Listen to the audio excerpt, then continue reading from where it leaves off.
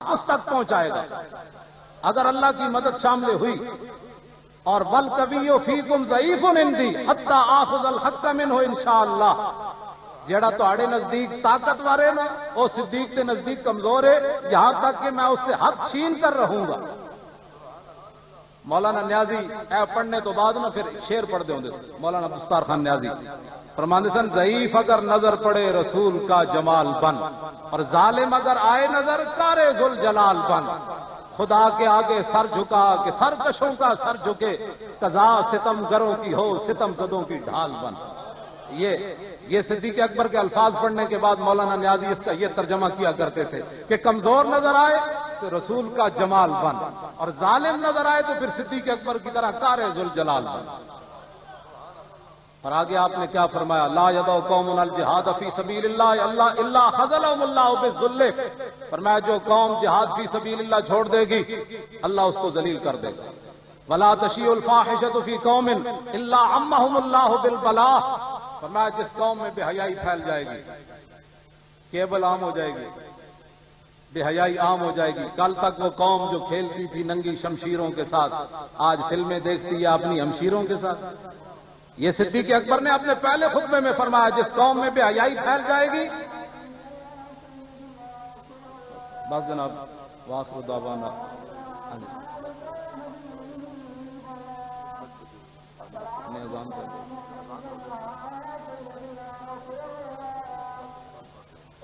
بے حیائی پھیل جائے گی.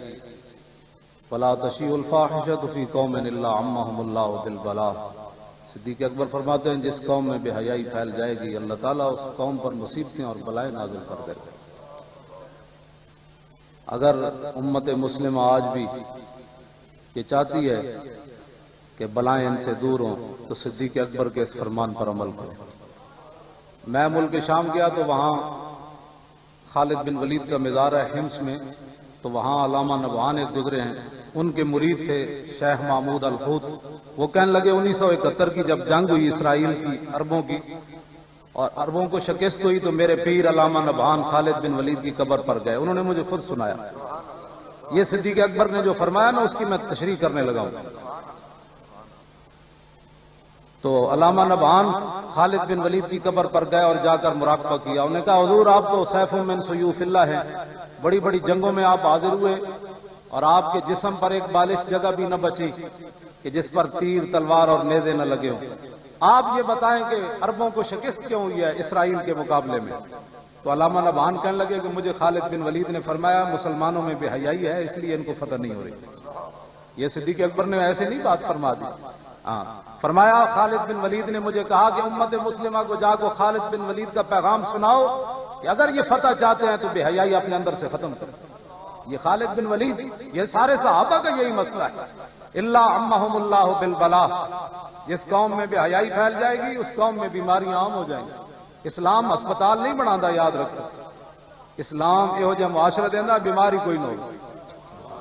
اسپتال دا تصور تے انگریزاں دیتا.